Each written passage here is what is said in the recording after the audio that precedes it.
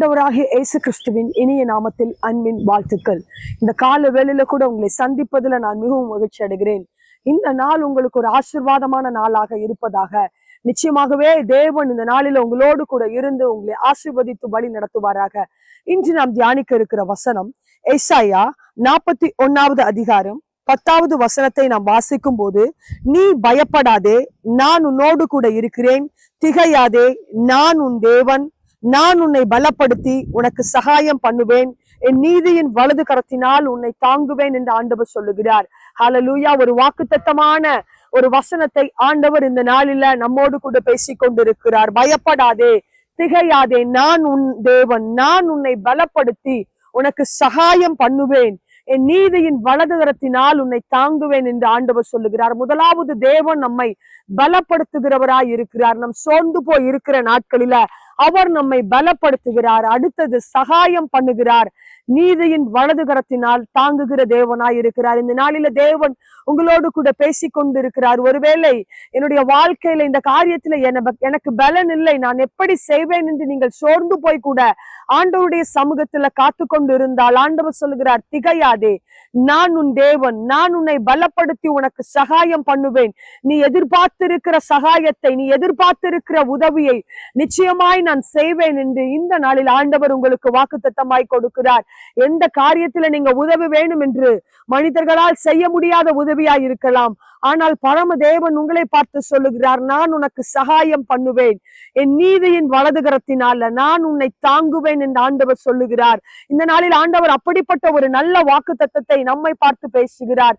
அவர் யாரோடு சொல்லுகிறார் என்று நாம் பார்க்கும் போது, 41வது அதிகாரம் 8வது வசனத்தை வாசிக்கும் போது, என் தாசனாகிய இஸ்ரவேலே, நான் தெரிந்து கொண்ட யாக்கோபை என்று சொல்லுகிறார். தெரிந்து கொண்டப்பட்ட பிள்ளைகளுக்கு, அவரை அண்டிக் கொண்டு அவருடைய பிள்ளைகளாய் நாம் இருக்கும் போது ஆண்டவர் இந்த நாளில இப்படிப்பட்ட வாக்குத்தத்தத்தை கொடுக்க வல்லவராய் இருக்கிறார். அவர் சகாயம் பண்ணுகிற தேவனாய் இருக்கிறார். நீங்கள் எதிர்பார்த்திருக்கிற உதவியை செய்து ஆண்டவர் இந்த நாளில உங்களை கனப்படுத்துவார். அது மாத்திரமல்ல, நீதியின் வலது கரத்தினால தாங்குவார். எந்தெந்த காரியங்களில சோர்ந்து போய் பலவீனத்தோடு ஆண்டவருடைய சமூகத்திலிருந்து ஒத்தாசை வருமா, எனக்கு ஒரு உதவி வருமா என நீங்கள் எதிர்பார்த்து காத்திருக்கிறீர்களா? நிச்சயமாகவே இந்த நாளில் ஆண்டவர் வாக்குத்தத்தத்துல நம்மளோடு கூட பேசுகிறார். நீதியின் வலது கரத்தினால நம்மை தாங்கி நாம் எதிர்பார்த்திருக்கிற ஒவ்வொரு காரியத்தை அவர் செய்ய வல்லவராய் இருக்கிறார். பயப்பட தேவையில்லை, நீங்கள் கலங்க தேவையில்லை, நீங்கள் திகைத்து நிற்க தேவையில்லை. ஆண்டவர் உங்களோடு கூட இருக்கிறார், என்னோடு கூட இருக்கிறார். நிச்சயமாகவே அவர் பெரிய காரியங்களை நம்முடைய வாழ்க்கையில செய்வார். ஒரு விஷயாய் கூட கண்களை மூடி ஆண்டவருடைய சமூகத்துல செபிக்கலாமா?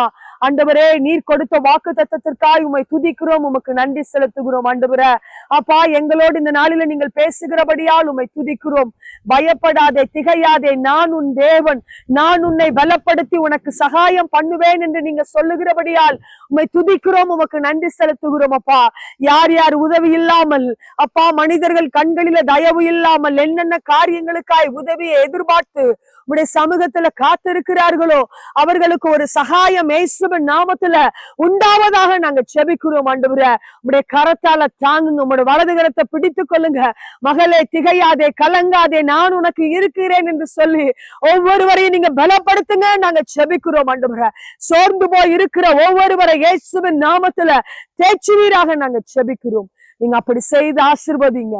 நீங்க செய்ய போகிறபடியால் உம்மை துதிக்கிறோம். அப்பா, இயேசுவின் நாமத்துல செபிக்கிறோம் எங்கள் நல்ல பிதாவே, ஆமென். நிச்சயமாகவே தேவன் உங்களை ஆசீர்வதிப்பாராக.